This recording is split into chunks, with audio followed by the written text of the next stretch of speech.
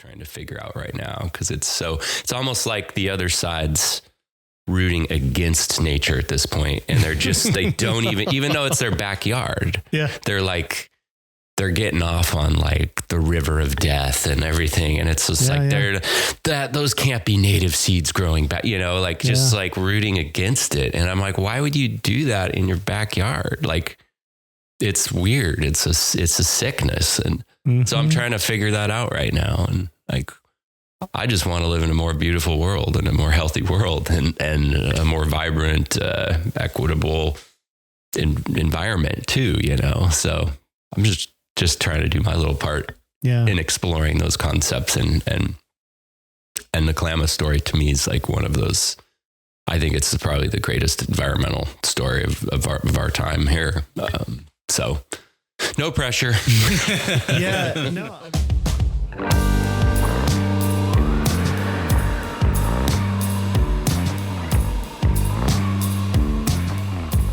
That was filmmaker Shane Anderson, and you're listening to Sidechannels, presented by the Fly Fish Journal. My name is Jason Rolfe. I'm the editor of the Fly Fish Journal, as well as your host, along with our photo editor and chief carp whisperer, Kopi Voita. If you aren't already a subscriber to the journal, I hope you'll consider becoming one at theflyfishjournal.com so that you too can receive 116 pages of pure fly fishing stoke and storytelling in your mailbox 4 times each year. If you're enjoying Sidechannels, please like, follow, subscribe, leave a review, all that good stuff. It helps us reach new listeners, which helps us keep doing what we've set out to do, which is to bring you in-depth, compelling conversations with some of fly fishing's most interesting people. Are you the kind of person that likes to keep things organized, or do you wish you were that kind of person? Decked makes bulletproof truck bed drawer systems in addition to offering tool and gear boxes, cargo gliders, and an array of accessories that make life easier when you practice a gear-intensive pastime like fly fishing. Get decked and get after it at www.decked.com/flyfish and tell them we sent you. While you're at it, stop on by Patagonia Fly Fishing. Patagonia's commitment to making solid gear that stands up to all the abuse you can throw at it is matched by their dedication to seeking out, fostering, and telling great stories about fly fishing culture and conservation, which makes them a natural fit as supporters of Sidechannels. For Patagonia, quality isn't measured in weeks or months, it's a long-term commitment. They utilize clever engineering and innovative materials to offer only essential gear built for a lifetime of hard use. Visit patagonia.com/fly-fishing for some great stories and some of the most dependable fly fishing gear you can find. Built to connect with wild fish and wild places.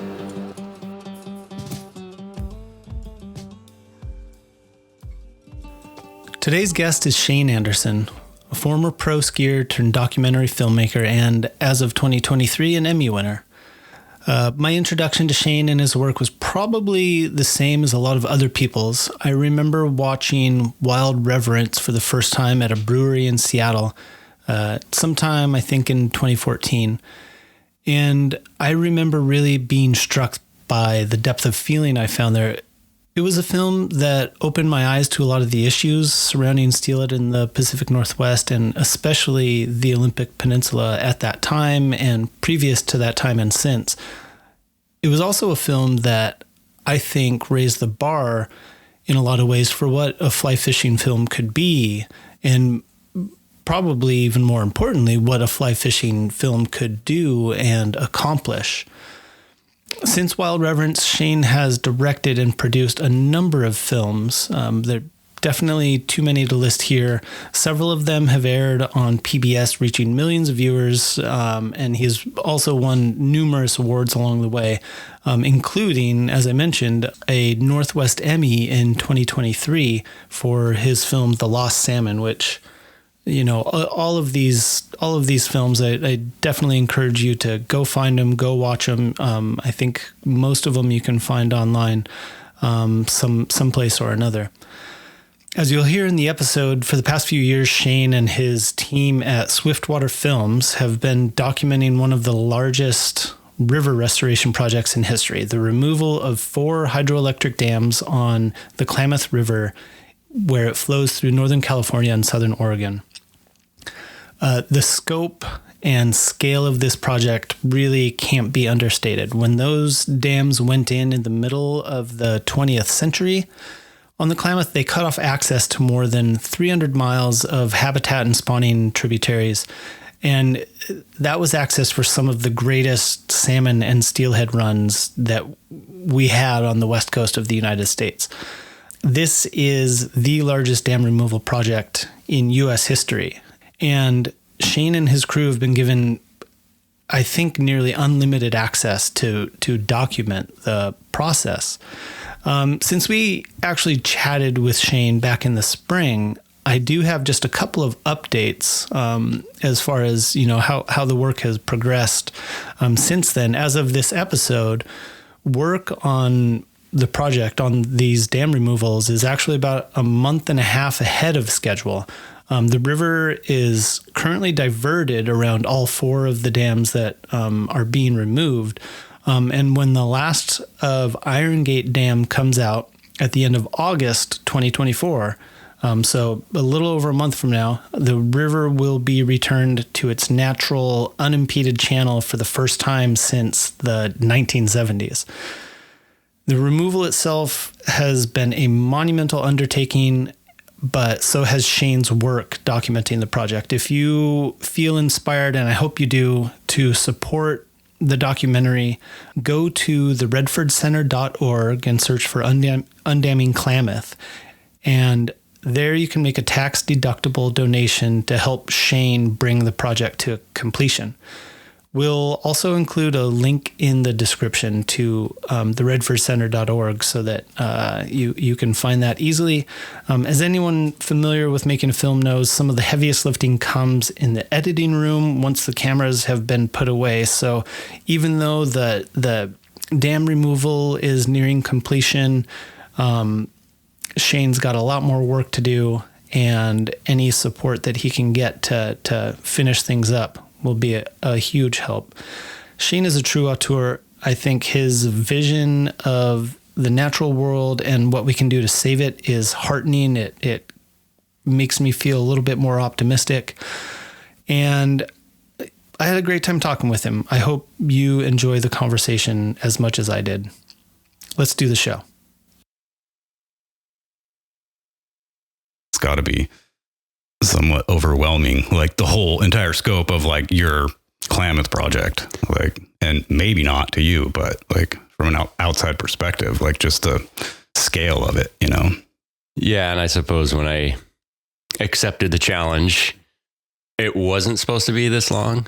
It's going to go on 6 or 7 years for the full production, since we started pre-production in 2019. And,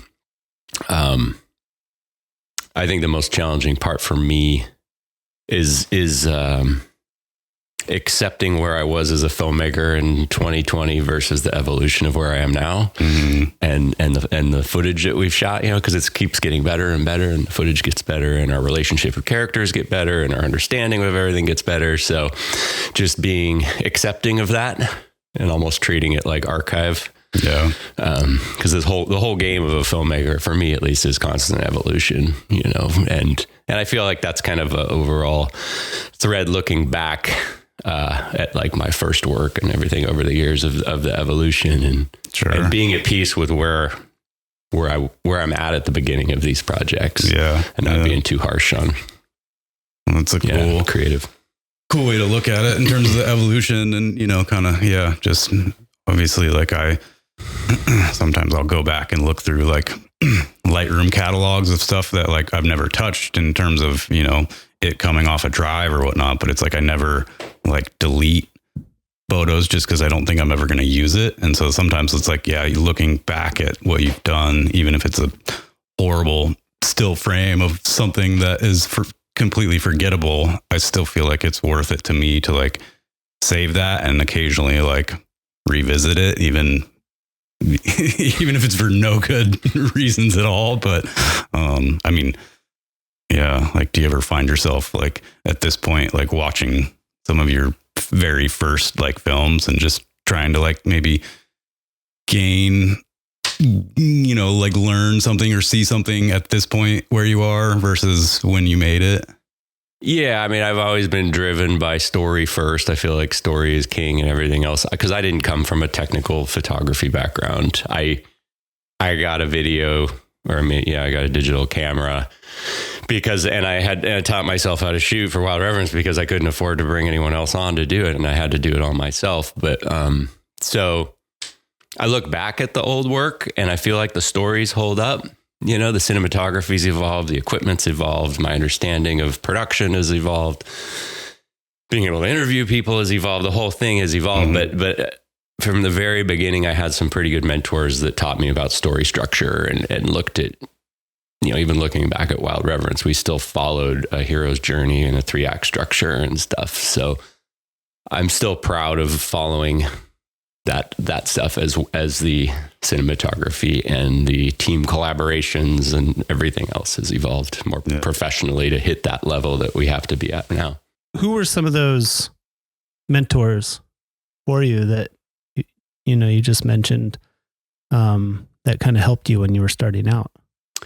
Yeah. So I came from the ski world. I was a professional skier. And even in the very beginnings of my career, when I was 18, 19, I linked up with a bunch of folks in Tahoe that were like-minded, and some of them were into film. And we decided to essentially create our own ski movies back then, rather than going straight into Warren Miller. This was like when Teton Gravity Research was first budding. And some of what are now the kind of leaders in those action sports films. And we had our own little group in Tahoe, and we learned how to shoot and edit. And I was involved in the process, kind of behind the scenes, but my friend Constantine Papanikolaou, he was the one that was really driving the editing, making the movies, but we were all kind of a part of it. So he was kind of a student of story structure, read a lot of Sid Field's screenwriting books, and taught me about the hero's journey and stuff. So in those first films, even though he had nothing to do with fish or fishing, he was able to kind of dissect what I was shooting and help me kind of form that structure, and then turning me on to literature to read about story structure. And it always just stuck with me since the beginning.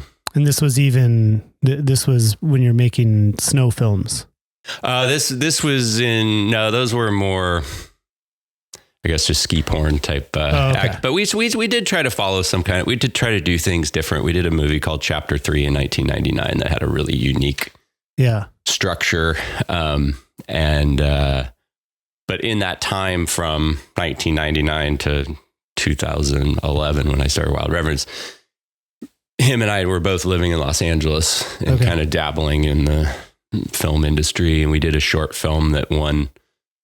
There used to be a film contest called X Dance that happened during Sundance. Mm-hmm. And it was for action sports movies in Park City during that same window of Sundance. And we won a short back in the mid 2000s that we acted in and wrote a screenplay. It was like our first narrative we did. So it was kind of all that time of learning how to make a movie, like a narrative movie, right? And we rented all the gear down at Alan Gordon in Los Angeles, including these big dolly tracks. And, we were shooting on Super 16 mil and had a whole cast and stuff. And that was kind of our first attempt at working together at a production. So what's the hero's journey? The hero's journey is basically the story structure that's been around since stories have begun. Most films follow these kind of structure in some kind of a way, where you essentially start in the ordinary world and have this journey of learning and understanding with tests and allies and enemies and overcoming things to finally reach the catharsis or atonement and the lessons learned. So based off a 3-act structure. And it's hard to fit documentary films into structure, but I'm constantly thinking about it, and I'm constantly trying to figure out the puzzle, because it's such a puzzle. Like right now with Undamming Klamath, I have 155 days of footage over the last 4.5 years. And I'm like, how am I going to fit this even? And I've never even done a 2-hour feature. You know, Wild Reverence was the longest film I did at 75 minutes. And, but it's all good stuff. And there's so many ways that I can take that footage and mold it into different structural elements and they're all good ideas, and the footage kind of lends itself to all that. But it's like, that's where I kind of get hung up, is like, which out of these 5 ways to structure this should I go? That's kind of the gamble. Yeah.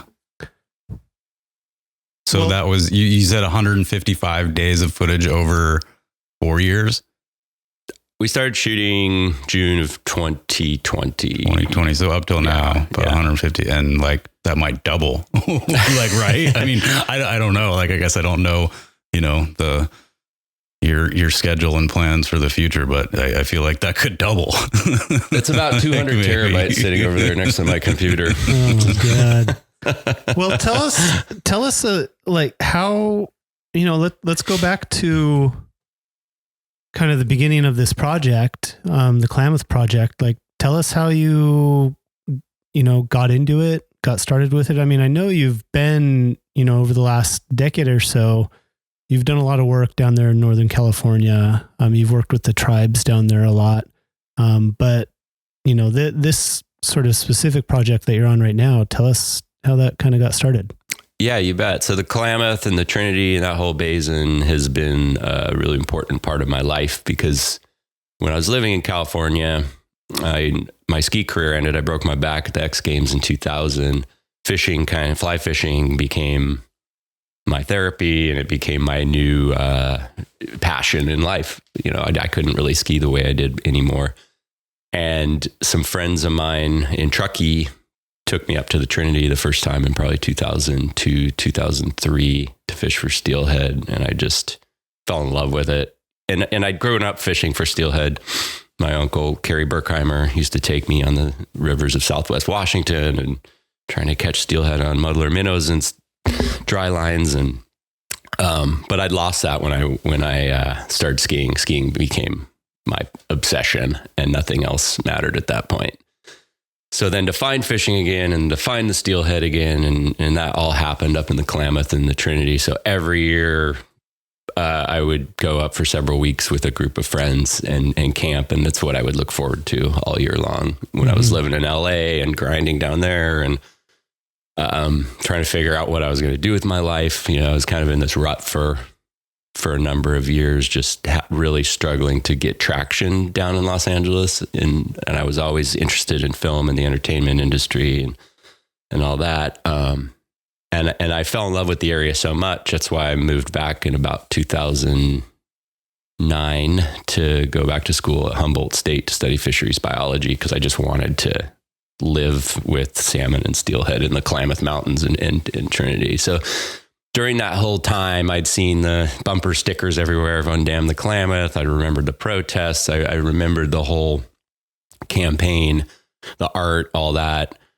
But it was just always in the back of my mind. And it was like, you know, that whole campaign just kept getting delayed and ran into all these roadblocks over that 20-year time span. So as fate would have it, I decided to kind of go in a direction making documentary films based, at first on fish, and then it kind of evolved into rivers and forest health and ecology. And in 2019, I became aware that things were kind of starting to happen. Like there was talk that the dams were going to come out in 2020. Yeah. So I started getting involved, reaching out, kind of studying, doing research, all that. And then I'd heard last minute that there was a request for proposal put out by the tribes and the communication groups, the conservation groups. They knew everybody was talking, we need someone to document this. We need someone to document this. Yeah. But there was no financial support. There was no creative control, but it lent to getting the access and working with everybody to be able to help tell the story. Yeah. And again, we were thinking it was going to be 2020 when all this happened. And I got the request for proposal. I think it was due like a week or two after I'd heard, and it had already been out for 6 months. So there'd been a ton of other production companies that had requested to be the official documentary crew of that. So we hustled together and put together a deck and an idea and a pitch. And I have a pretty good track record of figuring out how to fund these films through grants and private donations and whatever means necessary. And I kind of got that working part-time in the conservation world, hustling, getting the begging bowl out to make things happen, and ended up getting it, and was really excited. Dams were going to come out in 2020. And then in 2020, the federal government, that July, they ruled that they kind of threw a curveball in the whole expectation, which stalled out the dam removal for several years after. Basically, they demanded that the states of California and Oregon attached to the Klamath River Renewal Corporation for liability. At first, they were trying to make Pacific Power be liable throughout the rest of the project, and that wasn't part of Pacific Power's agreement to remove the dams, and that was kind of an out for them. They're like, we can't put our ratepayers with that kind of uncertainty as far as liability goes in a project this size. So then California and Oregon came in after a lot of pressure from the indigenous communities down there and the conservation groups and a lot of pressure on Berkshire Hathaway, and they even came to the table. So all three parties finally came to the table and agreed on a settlement, and dam removal started going into action about a year ago now, and we got about 7 months left, and the dams will be out. Yeah. When did you? So you basically got, I don't know how you'd put it, permitted, sort of to be there, be the official sort of documentary crew working on it. When did you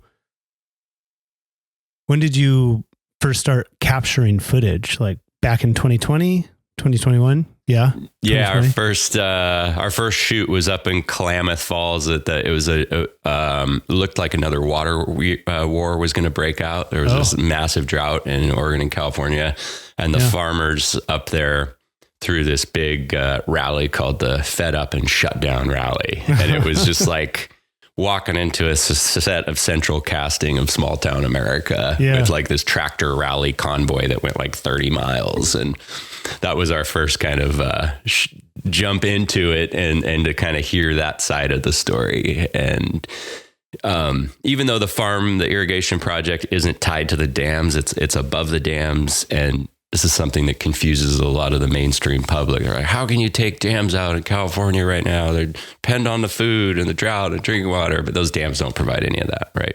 They're way further downstream. But there had been a tremendous amount of opposition against dam removal up in the upper basin by the agricultural community. So that was our first shoot. Straight into the fire, right? Yeah. Well, then, so about a year ago, you said they started the actual dam removal process. And from the looks of it, Kopi and I were talking about, just following the stuff you've been putting on social media, on Instagram and whatnot. But it seems like you've basically been living down there more or less, right?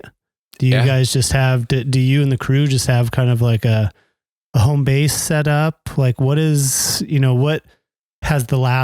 since they started the process a year ago, what has that looked like for you?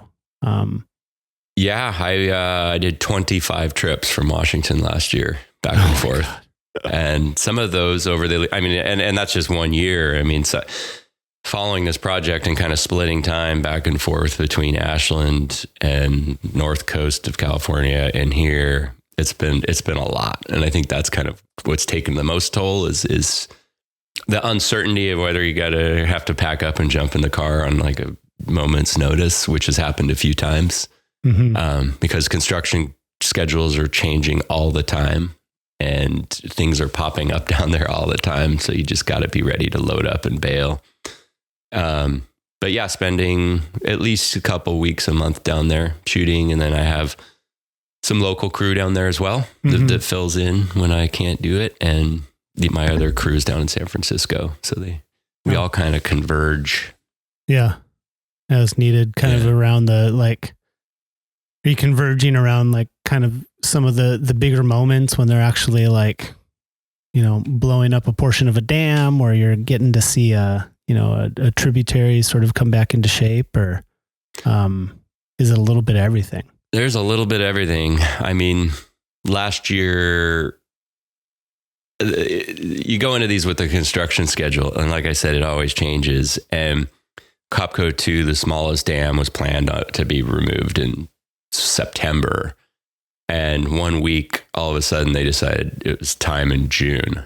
And like literally, like it was like I had to just drop everything, go. Thankfully, Katie Falkenberg, who shoots for me, was down in Ashland and got to get out there the first day.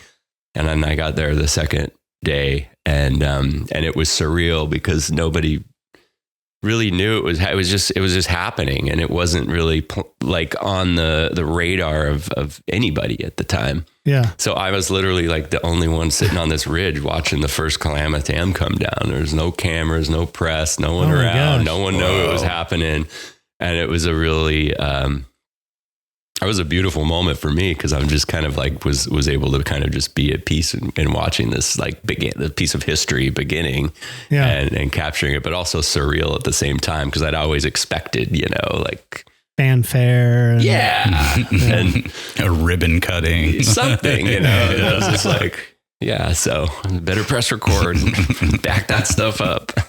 Just backtracking real quick. Like in terms of the crew that you're working with, you mentioned Katie, and I kind of had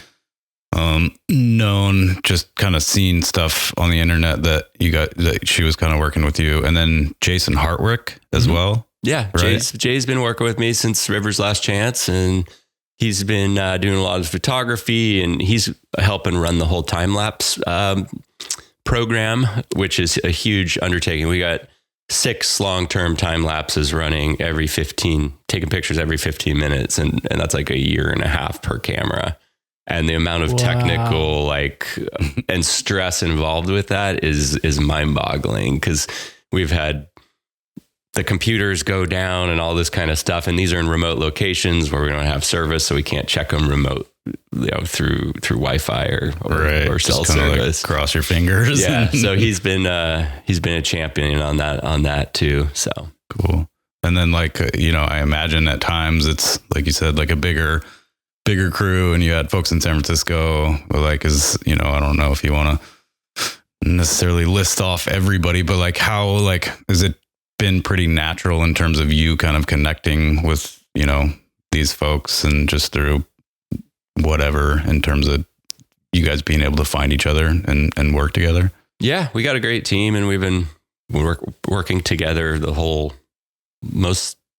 much the whole 4 years in rotation. Usually it's not everybody at once. I mean, I'm working with probably 20 different people right now.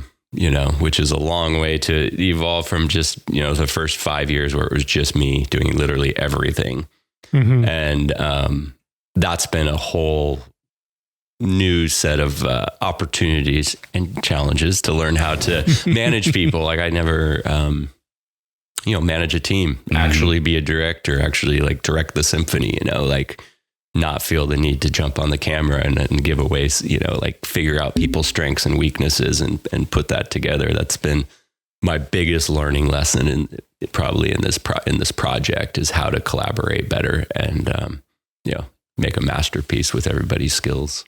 Yeah. So so where are they at in the process right now? And what is the sort of proposed timeline for kind of it, I guess, dam removal, at least the bigger parts of the dam removal being done. And then what is the what is your timeline looking like for the rest of this project?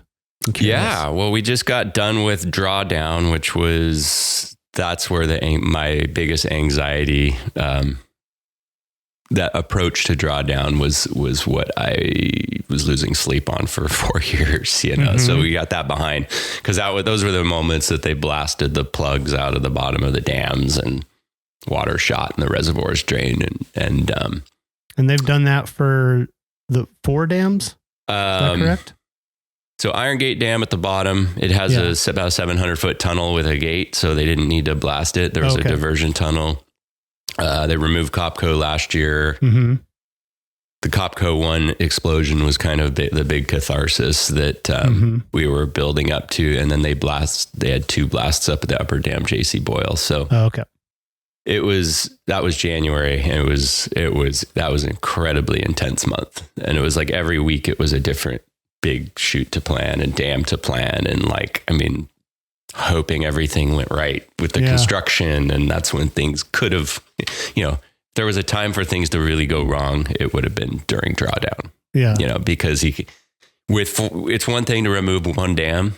It's another thing to do 4 dams and make sure you're balancing hydrology to keep water in the river. Mm-hmm. So that's it's a really fascinating part about this dam removal that was different than the other dam removals is combining engineering with hydrology and science and figuring out how to do that.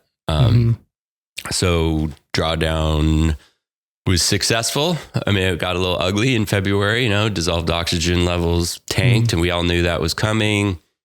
It killed probably everything in the river for about a 15-mile stretch right below the dam. And then the oxygen levels were better the rest of the way down, and obviously killed all the fish in the reservoir. So it just looked kind of apocalyptic, even though it was for the better. And you got to have this death to have the rebirth ultimately. But it was heavy seeing, the water looked like oil in some places. It was thick and black and 100 years of sediment coming out. Yeah. But again, we all knew it was coming, and it's a necessary part. And all restoration starts off messy, and we have to kind of realize that there are these short-term consequences to these long-term benefits when we look forward. But the community is completely freaking out down there, and that's been it's been an interesting few months, and we've been filming it because, I kind of look at this as like the dark night of the soul, or the third act twist in the film, where it kind of looks like it's like all hope and all that, and then it's like, whoa, back up a little bit, and you realize that it's very divided down in the area in Siskiyou County, this whole dam removal thing, and the opponents to dam removal are really latching onto this, like end of times, worst environmental disaster since Chernobyl, all this rhetoric and a lot of lies, claiming it's toxins, and there's no proof of that. It's not anything like it's old organic material. And so we're getting through that. The river's cleaning up, everything's, and we're only like a few weeks out after, I guess the final reservoir, we're about 3 weeks from the final reservoir that was drained 3 weeks ago, and the river's already clearing out a lot. And there's seed crews, Yurok tribes planting the whole reservoir footprint, like with 16 billion native seeds that they've propagated and collected over the last 7 years. And we're already seeing those sprouting around the rim. I mean, the changes of the ecosystem is fascinating right now. It's like being a part of like this is crazy geomorphic change. It could only probably be replicated in like a volcano exploding or something, like seeing how rapid creeks are cutting through sediment and sprouts are happening and wildlife's changing. And it's, to me, that dynamic part of this project is what's really cool right now. Yeah, that's got to be incredible to kind of bear witness to and just see that happen. That's great. Yeah, and document. Yeah, and we're documenting it, and no one's really ever done that with one of these dam removals. Is like really followed it through the entire process. I mean, and we were like, the construction crews, the blast crews have been so cool with us, and it's been a trust building experience, just as it has been working with the tribes. And, you know, we were filming them pack the dynamite in the tunnel the night, you know, so we're going to have these really incredible sequences and scenes that are very intimate from all these different perspectives, you know, whether it's the indigenous people that have been fighting their whole lives and multi-generational for this, or the construction crews that are trying to figure out these geoengineering solutions, or the miners on the ground packing the charges and drilling the dams, or the restoration crews, and then the backstory and the archive. And in addition to that 155 days of footage, I have probably another 150 days of archive footage too. Wow. From this whole campaign to kind of tell the B story. Yeah. How do you approach bringing in sort of the human side of the whole story? You know, in a lot of your past films, I've always just appreciated the way that you, you know, add context to a story by telling people's stories, whether it's the, you know, the tribes down on the Klamath, or the Nez Perce, or different biologists, you name it. But how do you bring those parts of the story in? Yeah, I feel like for the Klamath in particular, this long process has really allowed us also to build trust and become friends with some of our characters and really get to know them, and not feel rushed with like just showing up with a camera and sticking it in someone's face. You know, spending time with people and hearing their stories before we're filming them has been a big blessing with this. I mean, environmental stories are social stories. Environmental justice stories are social justice stories. And the Klamath itself is really embodies that. And I'm just trying to make things that I would want to watch on TV, I guess. And I think it's interesting. I think people are interesting. Yeah. And I think the opposition's interesting in their viewpoints. And I really am trying to understand where people are coming from around environmental issues, ideological, and you know, and it really comes down to two worldviews. And there's the tame nature, manifest destiny kind of book based in the book of Revelation, if you really want to go back, versus, you know, the tribes of the Klamath, their whole culture and ceremony revolve around world renewal. They have world renewal ceremonies every fall, and they have forever. So it's those two ethos I'm really fascinated with, and like where do they intersect with today's society? Yeah. Do you think, I mean, I imagine it's important to sort of gain people's trust, whether you're sort of, you know, quote unquote, on their side or they're on your side or not.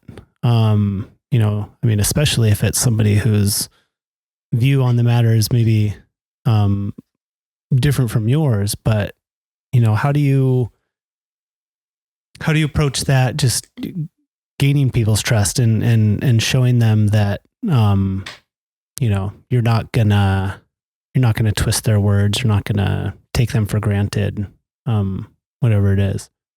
Yeah. I mean, I truly, I feel like you have to have integrity in this job, and I feel if somebody's going to give me their time and their words, even if it's not something I agree with, even if it's completely opposite, they're giving me their trust and their time, and that's valuable. So, and I let them know. I'm pretty frank about. So I don't go too far into my political views or any of that when I'm, especially interviewing people that have a different take on the environment than I do, but I think there's a mutual understanding there, and I've never screwed anyone over or changed words or made people look like they hadn't intended to. And I'm pretty frank about that. Like, I want to hear your story. I'm not interested in altering it. You know, you're going to come across how you come across to me on camera. And that's why I'm here speaking to you right now, because I am interested in that perspective. And I think it's important to get that perspective and not just preach to the choir. Yeah. Do you have a sense of the rest of the timeline for this project? How much longer you're going to be working on it? Well, I was hoping to have a few weeks at home, but again, construction schedules are changing, and it's for the better. Things are speeding up, so they just got approval from FERC to get going on removing Copco Dam, which wasn't supposed to happen until end of April at the earliest. So they're going to start next week. So I'm going to start packing up tomorrow. Yeah, and all the dams will be out by end of September. Wow. We'll have a free flowing Klamath River, and I'm just really intrigued to see if that fall run of salmon will make it past. And I think they will. I know they will. Yeah. Yeah. That's such a cool thought to think of those salmon going up there. When do you think, do you have any sense of your timeline for being done with this project? Like having a finished project, or is that just like way too far off the radar right now? No, I got goals. I'd like to be completely done by the September of 2025. Okay. And I'm going to continue to follow the project afterwards. I'm going to leave some room to shoot into the spring of 2025, but we've already started post-production. I have a post-production team that is currently assembling and building out the project and all the footage. So we haven't started really cutting scenes together yet, but there's a lot of work that goes in that's involved before we can get there. So the team's starting to work on that. So yeah, we'll be editing from now till fall of 25. How has the sort of process of editing, finding the story, how has it been different with this project from previous films you've done? And sort of more generally, I guess I'd be curious to learn about, what that looks like for you. Are you, when you're out there, with the camera, with people, or just on the river, whatever it is, do you feel like you're looking for the story? Or do you feel like you know what the story is and you just have to tell it, or capture it in a sense? Both. Because there's the A story and the B story. The A story history is being written as we speak, so there's no way to plan for it. So you got to be flexible. I mean, the backstory and the B story is, how did this happen? How did this David Goliath kind of victory happen? And that ties kind of into some of the portraits of the basin and the people. That's the stuff that I've been kind of focusing on before the A story, which is the actual dam removal, got underway. And as far as that goes, there's only so much planning you can do, and things are going to change. So we're shooting that just as a lot of verite, and just trying to be the fly on the wall and not frame anything up, and just get it as it's happening and as it's unfolding. Getting those natural reactions and being in the right place at the right time when all our main characters see something for the very first time that they've worked their whole lives to. So it's definitely integrating both, but there is a lot of history. There's a lot of research. There's a lot of that's been taking up a lot of space over the last 4 years, and been really fascinating to dive deep into that backstory. Yeah. I wanted to talk about the Lost Salmon, because I know that you recently won the Emmy for that one. I'm guessing it was kind of a similar thing, but but mostly I'm curious about the relationships that you've been able to build with the tribes down there, and how you've been able to sort of navigate that over the last decade and more. Yeah, it has been an evolution. It's been an evolution for me. It's been an evolution of learning and listening, really. I feel like there's been a lot of extractive storytelling with them over the past 20 plus years. Filmmakers coming in, they have an idea of what they want out of it, and they kind of use members of the tribe to fit their narrative. And then, so I feel like I showed up late when there was a lot of kind of like skepticism on cameras because of some of the past practices of other filmmakers. Mm-hmm. And that's why I felt like it was really important for me to show up a lot without a camera at first and really just learn and listen. And it's a constant process, you know. I mean, there's tribal members, there's the tribal government, and there's culture bearers, and it's not all just the tribe. Like, I think a lot of people, you know, that aren't from the community, or a lot of creatives that have come in, don't really understand how those dynamics work. So I'm always learning, and I'm always listening, mm-hmm. and keeping constant communication through the whole creative process, mm-hmm. you know. And I want feedback. If I cut a scene, I want to share it to make sure that I'm on the right track. Because and I've done that a few times, and there's times where I haven't been on the right track. Mm-hmm. So I feel like just keeping this open line of communication and an open mind. Yeah. Just wanting to interpret the story the best I can. Yeah. When you made Wild Reverence, did you have any sense that 10 years later, this is kind of where you would be? Or what were your sort of, I guess, goals, back then when you started making Wild Reverence? Yeah, I wouldn't have guessed I'd be where I am today, you know, working on these stories that are deeper in the socio-environmental side of things. Mm-hmm. I just kind of thought I was just going to just keep making movies about fish and fishing and all that stuff. Yeah. I mean, I had an idea to have a fishing show back in like 2003, and we actually filmed a pilot for it way back then. Oh, really? And I was kind of content with that, but I don't know. I think with all these, it was like doing Wild Reverence and the subsequent films that followed, it was like unraveling of an onion. And I just kept wanting to learn more and dig deeper. And I wanted to learn about forest issues and everything that was affecting the fish I loved. I would just go dive full into that and want to learn as much as possible. And there was no better way of learning than making a project about it and getting to interview the experts. And that's my favorite part about documentary filming, is each one of these projects becomes my world for that period of time. And there's an endless opportunity of these stories to immerse yourself in. So I feel like I'm constantly in college and constantly like going after different degrees, whether it's in forestry or fisheries or, you know, whatever it is, water management, or, it's always fresh. Yeah. Yeah. Some of the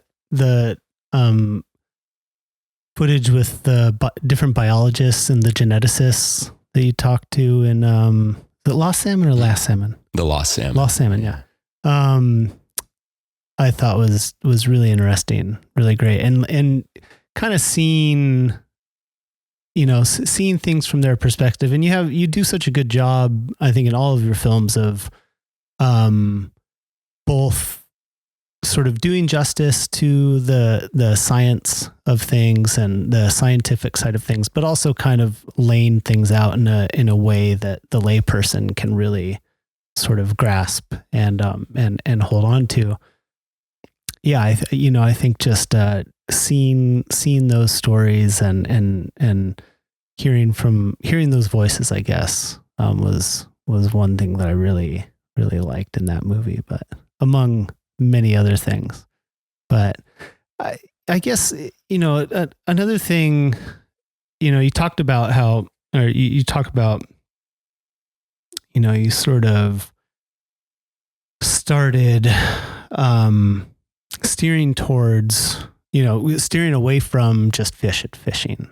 And, I wonder if there's something that you can point to in your background that sort of might be sort of the instigator for that, for like wanting to chase down those interests. Like you said, you feel like you're always in college. Where do you think that drive comes from? I've just always been fascinated with the natural world and just been learning about it. And I like local story. I think what fishing brought me was like, and one of the reasons I like fly fishing for salmon and steelhead is because I like the places. I like connecting to place. Like if I go somewhere, like I went to Haida Gwaii last year. I just like, all I wanted to do was read on Haida Gwaii and the whole history. And I read all these books. And when I was there, I was reading about it, just like immersing in that place and learning the issues and learning the fish and everything about those ecosystems. I mean, we've done the same thing with the Olympic Peninsula and, go down these rabbit holes from these places that I fish. Klamath is the same way. And they just keep leading me to deeper and other interesting stories and topics. So I think that's kind of me, the connection with fishing and why I do what I do. And I feel like I, just evolved from, like I said, I just wanted to keep it fresh. And I also wanted to keep fishing sacred to me. I didn't want to just be out filming all the time. I mean, to me, it's like, and I don't get to fish that much anymore, unfortunately, but when I do, it's like, I don't want to be filming it. I just want to be out there enjoying it. Yeah. I mean, that's what it was to me. Been to me my whole life. And I didn't want to get caught in a situation where I'm just the camera guy watching everyone else have fun. Yeah, I think Kopi can relate to that. He's like, I definitely can, but at the same time, it's like I still, like Jason and I were talking about earlier, like, I still get nearly as or just as excited like seeing someone else catch like a steelhead than I would if I had caught it, because I get to see a good friend or whatnot go through that experience, and as well, like I get to kind of capture it, and sometimes that doesn't happen often, or most of the times it doesn't happen often. So it's like, yeah. I'm not saying I'm not ever going to make a film with fishing in it again. I mean, I'd like to now with how our production quality's changed and stuff. I think we could actually, I think there's stories out there, some good storytelling to be had. After this project, I mean, this is such a big project in so many different ways for me, and just a big part of my, a big time in my life. It's almost like I'm doing a film about undamming the Klamath, but it's really at the same time, I'm kind of like undamming myself and like having this whole personal growth during this whole process that I haven't gone through before. So. Going through your own hero's journey. I'm going through just lots of stuff, right? Like, lots of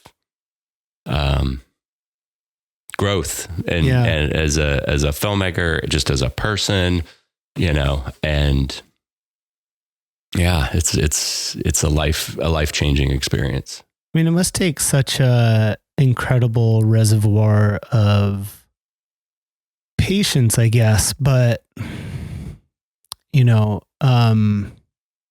determination, 'cause I mean, what you're doing, even if you're making a 30-minute film or a 45-minute film, you're spending a significant amount of time on that. This is something that's taken years, and you're still doing it. You're sticking with it. Like, how do you keep going after 5 years and all the delays and everything else? Like, have there been moments where you were ready to just say, F it, I can't do it. It's, wearing me down, whatever. Like, where do you find those sort of reserves to just say, put your head down and keep going? Yeah, great question. I have lost balance in my life over the last 10 years of making films because I went so hard into it, and part of this process of this undamming of myself too is like learning how I can't make a film about restoring balance to a river without restoring balance to my own life. Mm-hmm. So I'm really working on that right now. I mean, last year was case in point. I had I was finishing the Lost Salmon. I was finishing the Covenant of the Salmon People, another feature, and working on Klamath and 2 short films in a year. And that just like, I didn't do anything except work all the time. And it did burn me out. And I am feeling burnout. I mean, I'm feeling good right now. The last few months I've been feeling really good, but at the end of last year I was feeling some serious burnout.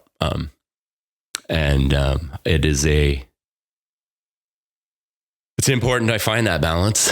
And I've cleared my plate completely now just to focus on Klamath and just really give it the space and the presence it needs and not try to be distracted by other things, which is a challenge in its own right, you know. Just being able to survive, being able to fundraise, you know, that's, you got to just kind of trust the process. And just when you think everything's falling apart and you're out of budget and things are still happening, some miracle happens. And that's kind of been how this story has continued. Yeah. So I have to continue to just believe in it, that it's going to get done, that miracles are going to continue to happen, because there is no guarantee. I didn't start with the full budget. It's the most expensive project, bar none, that I've ever done. I mean, just in January, I was at $80,000 a month just because I had such a big crew. And, you know, that's scary for an independent filmmaker. Yeah. You know, and I'm working so overtime that it's just passion and belief and knowing that you're creating something. The story, like this story is literally like coming through me, and it's like a life's work. There was never a give up. There's burnout, but there was never a walk away. And there's never been that for any of these projects, because it's like this life force that's kind of coming through me that I can't stop. And I'm just driven to just, even if it's uncomfortable, even if I don't get to go fishing or find balance. But that's going to change after this. Can I ask, like, what does finding balance mean for you? Like meditation, or just like putting all the shades down and you know, hiding away for a few days? Like what do you do? Because I mean, it seems like the demands of the project, it's an important project. Kopi and I were talking about how, you know, it's a huge moment, and this is the largest dam removal in history. There's momentum to remove the Snake River dams. There's other dam removal projects happening, you know, so yeah, you want to be there, you want to do this. But yeah, you know, what do you do? How do you find the balance? How do you not just like totally burn yourself out? I mean, I'm learning there's little ways to find balance, like in routine and through the day, you know, whether that's just going for a run in the middle of the day. I try to start my day out and do a little meditation and intention setting and if I don't do that, then that's when I kind of start getting scattered, or I just focus. And the next thing I know, it'll be 12 hours later and I'm fried and I just didn't go through the motions. So I need to actually intentionally go into each day with the intention that I need to set breaks throughout the day to kind of go outside. Outside is the key to me, whether it's down on my beach or going for a run. Hopefully setting aside a day or 2 a week to go to do something like fish or ski or mountain bike or surf. That's what I need to get better at, is like really actually setting more of that time aside. Like I used to. I mean, all I used to do is fish and ski and play and for a long time. Yeah. And so now it's like finding that balance of being outside in nature is where I get my inspiration. And if I ever get stuck writing or editing, you know, if I just go out and spend some time outside and get some exercise, I usually can, you know, that's when the thoughts start to happen and the breakthroughs start to happen. Or if I'm out on the river. So understanding that balance is also helping the creative process at the same time is really, really important. Yeah. That I'm not just out playing, I'm actually out processing. Yeah. Kind of reminding yourself that, like, the end product is going to be better if I go and take this walk, or if I go and spend a few hours fishing, right? Like, because I'm the same way. I will just sit down in the office and work, you know, a million different things going on. And then at the end of the day, you know, I've partially completed some stuff, and, you know, and it's like, usually I can look back and say, oh, the missing ingredient for today was outside. Going outside. Yeah. Going and taking the dogs for, you know, a 30-minute walk, or, you know, if I'm really lucky, you know, going and fishing for an hour at the beach or whatever. But yeah. Have you been fishing much recently, Shane? I went up a few weeks ago. I went up to the Hoh River. I was home, and nice. So that was nice. I fished on my birthday a few weeks ago spent a day on the Salmon River down on the Klamath, because the Klamath's blown out obviously from drawdown. Yeah. But the salmon's a tributary, and kind of poked around there. But I haven't caught a steelhead this winter yet. Me neither. This guy. I got one on New Year's Eve. Really? Yeah. Wow. So I was like, all right, got my fish for the year. That's incredible. Like early one. I know, early one. Down south. I'll tell you where after we're done. We'll get back to Shane in a moment, but first, the decked truck bed organizing system is the best way to keep your gear and your sanity in order, whether you're planning a day on the water, have already gotten your lines wet, or packing up at the end of the day. No matter how you might decide to set it up, it doesn't take long to get the system dialed for the fishing and other adventuring you want to do. Decked takes the guesswork out of packing with a product that makes life easier in an efficient and, I'd argue, pleasing way. You'll get to the ramp first, get on the oars, get the eat, get the net, and get the satisfaction of having your gear in order. So get decked and get after it. Decked products are made in the USA, and shipping is always free. Visit decked.com/flyfish to figure out which system best fits your rig.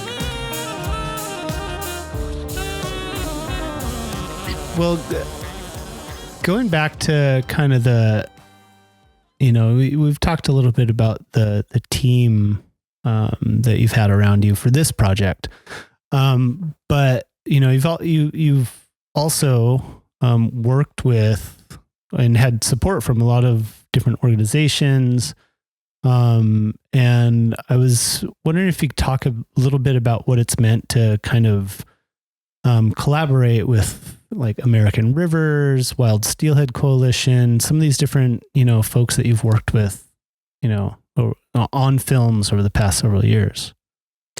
Yeah, I've been, I think one of the things that fishing brought me and blessed me with was the opportunity to work on these projects in these spaces with these different groups and people. And I've worked with a diversity of those different groups, whether it is river groups or fish groups or forest groups or whatnot. They've been great. They've all led to really interesting topics, really interesting short films. Mm-hmm. It's been amazing to have that kind of network of support out there. And also, you know, I was working in conservation with Pacific Rivers for so many years, kind of learning how to link film to impact.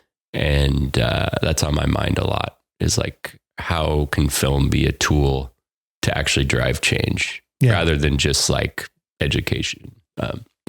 So I think about that a lot. And I think there needs to be more of that in the conservation space. I don't think there's enough budget for creatives in the conservation space. And I feel like that's how we're reaching people.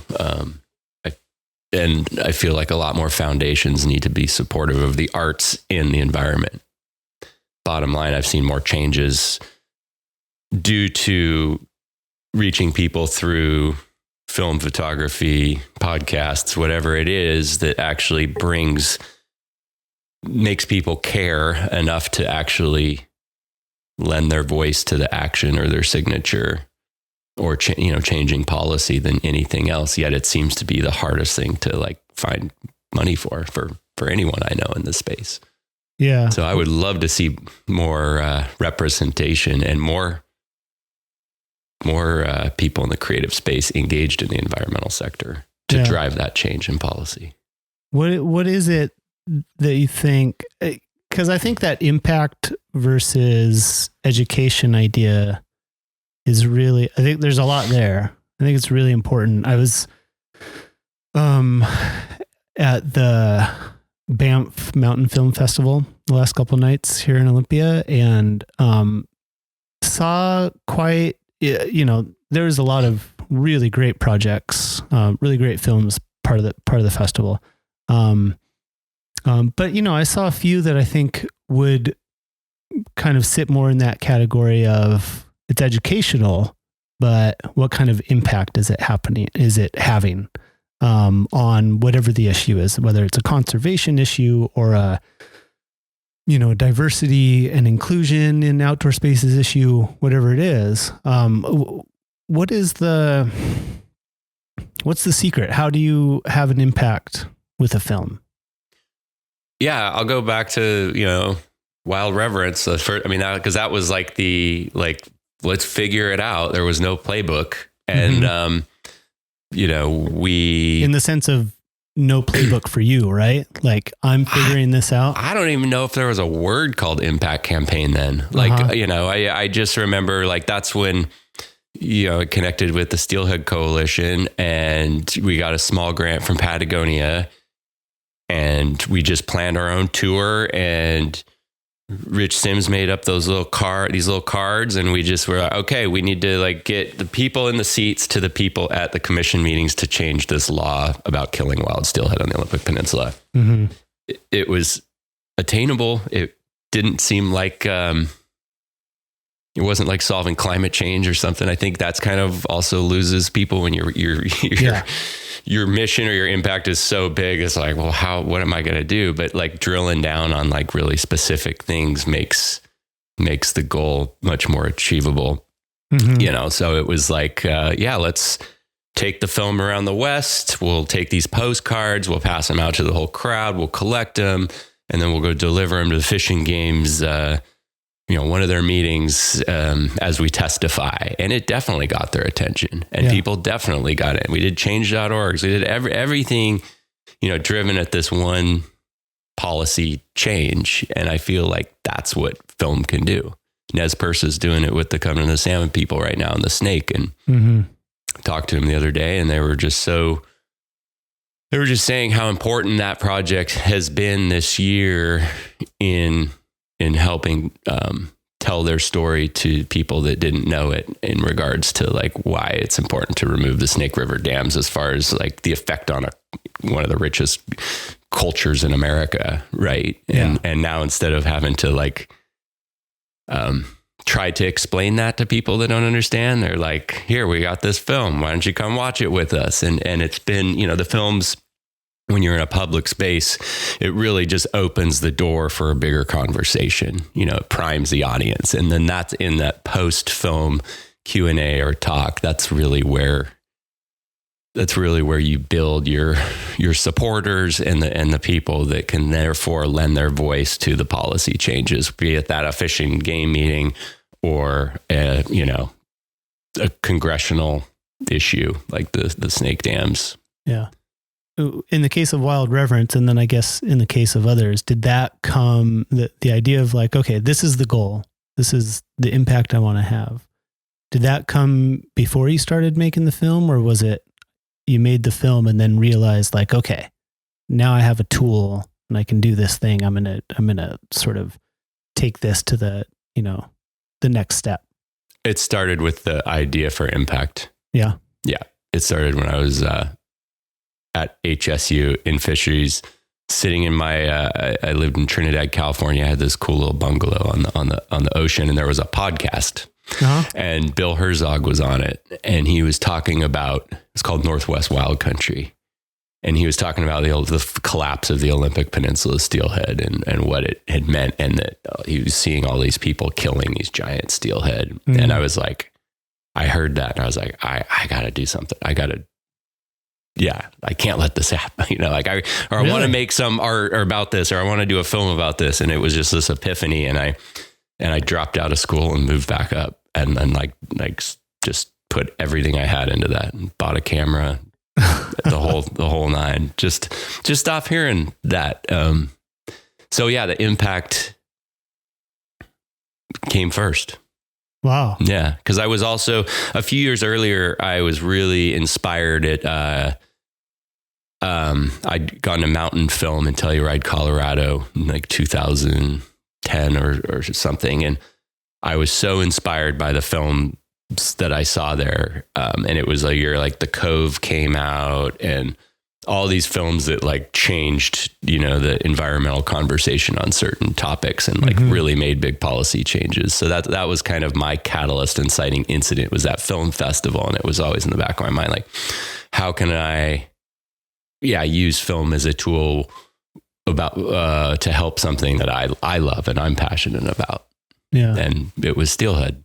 Yeah. Olympic Peninsula Steelhead. So, yeah. Has it been, do you feel like that, you know, in subsequent projects, has it more or less remained sort of the same formula for you? Like you see something, you know, it triggers something, you say, okay, I'm going to try to do something about this. Or has it kind of, you know, does it kind of shift sometimes? No, it's always impact first. Yeah. Yeah. Klamath's different because it's like it's a different kind of impact. It's a different kind of scenario I'm trying to wrap my head around because it's already happening. It's not like, oh, we got to get the dams out. You know, it's more about, I'm interested in unpacking how a diverse coalition and communities, you know, came together for this like epic, what seemed to be impossible vision and followed through with it over 20 years. I mean, to me, that's like some serious tenacity, and you have to have that kind of resilience and tenacity on some of these projects. So what was the secret sauce behind some of that? And you know, how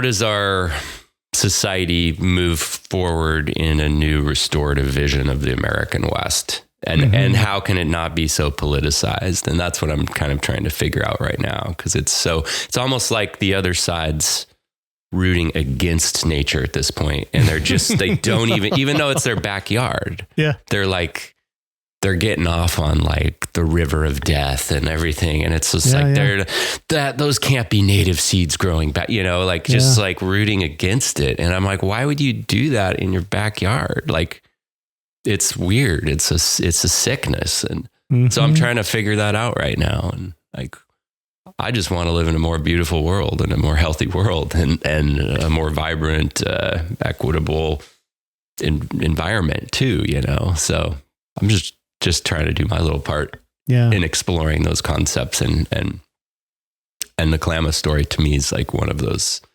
I think it's probably the greatest environmental story of our time here. So no pressure. Yeah, no, I mean, like I said, you're good. Breathe in, breathe out. No, I mean, I think you're right. And Kopi and I were talking about this earlier, just there's the feeling right now that we're going to look back on this time and, you know, hopefully sort of, I mean, maybe the Elwha Dam removal could be seen as, you know, somewhat of the sort of like the beginning of it. And now we're seeing these Klamath dams come out. We've seen lots of other dams starting to come out. You know, hopefully we're going to be seeing more, but, you know, it's a big change. And it's been a long time coming. And, you know, I mean, do you have working on this project, working on any of these projects, is there ever anything in the back of your mind sort of thinking about your role in telling the story of this time, this sort of almost privilege you have to be able to, share this story, or document the story at least. That's something that you're cognizant of? Absolutely. And I feel every story has its own, wants to come through in its own way. Mm-hmm. This isn't my story. I'm a conduit of this story. I'm not coming in. I'm just trying to put the puzzles together, and I'm trying to listen over here and make sure we're capturing that over there. And then hopefully arrange it in a way that accurately portrays the situation and emotionally connects viewers and hopefully drives some kind of impact. What that is, haven't determined yet, but, for example, like the Lost Salmon, that was like a big battle for me because I've narrated a lot of my films, and I kind of got away from that for a while. And I kind of did more because I was, probably for the wrong reasons, probably because I was thinking it wasn't the trends in film right now. Film documentary trends were kind of going more toward verite, and narration was being looked down upon. Not knowing that it is okay to have your voice in these kind of arts and stuff. So Lost Salmon, that was a battle for me. Like I was going back and forth till the final 3 months of post-production, whether I was going to actually narrate or be in it. And I'm glad I did at the end of the day, but it was hard. I was like fighting it for 2 years, and I'm glad I did for that story, because that story was a story that was born in this living room, and Mike Miller was over, and it was a kind of a personal journey. It was kind of cruising around, like learning as it was happening. But that's certainly not the Klamath. Like that's it's the story of the people and the place there. Yeah. And there's no shortage of rich, amazing characters. And telling a story about salmon genetics, it kind of needed that. I tried to make it more of a portrait film and a character driven film. And it was just, I needed that narration to just be able to make it understandable. Or else I would have just lost people. So it's like, you got to really listen to the individual's story. What does the story want? Don't doubt that at all. Do you rip on that Telecaster on the wall often? I need to go take it in to get fixed. Really? It's been the pickups are just kind of a little, I just need to get it adjusted. It's been kind of a life's dream to kind of be able to do more chicken picking and figure out some country licks and stuff. And I have it there to remind me to do it. But most of the time I pick up my acoustic guitar. Okay. Yeah. That's cool. Well, I saw the amp in there too, in that little side room. And, I've been, I don't want to say rabbit holes, but like I've been trying to like push myself to like play more often. And I just got like a pickup for my resonator, and I have an old Rickenbacker amp. And then I just, Steve Duda, I think you've met him before, right? He gave me one of his old guitars, and I just dropped it off at the doctor. Haven't got it back yet, but I've kind of just been, it's a beautiful looking guitar. I've been wondering about buying more of them. Nice. But it's like, maybe 3 is enough for now. I don't know. It's like fly rods, I think, like, and just kind of, what's one more? I just got to like learn how to play vintage country on it. Like, I mean, it's just someday. See, that's the balance. Spending a few hours to just play guitar and not think about the movie, that's kind of what I need to do. It definitely helps me. Like when I'm playing, it's kind of just like, you're in an own completely different world and kind of just disconnect for a while. But when I was living down in Malibu, I wanted to be a musician. I wrote an album. I wrote songs. I did, I played out, and I was really passionate about music and had a little recording studio. Before the film thing kind of took reality. So cool. So maybe someday we'll kind of merge those two again and get more serious and actually get in the band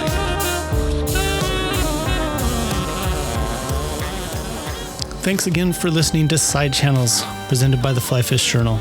Sidechannels is produced and edited by yours truly, with production support from Jeff Galbraith and Colin Wiseman, and digital and web support from Jesse Lou Galbraith, Colby Messick, and Kopi Vojta.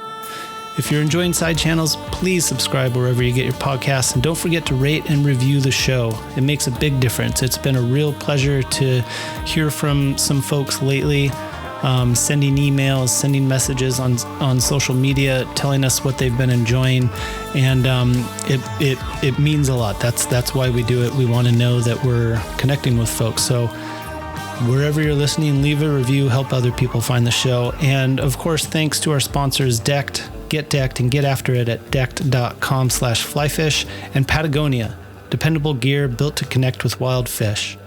Visit patagonia.com/fly-fish for more. Have fun out there, enjoy the process, and we'll see you in a couple weeks with episode 6.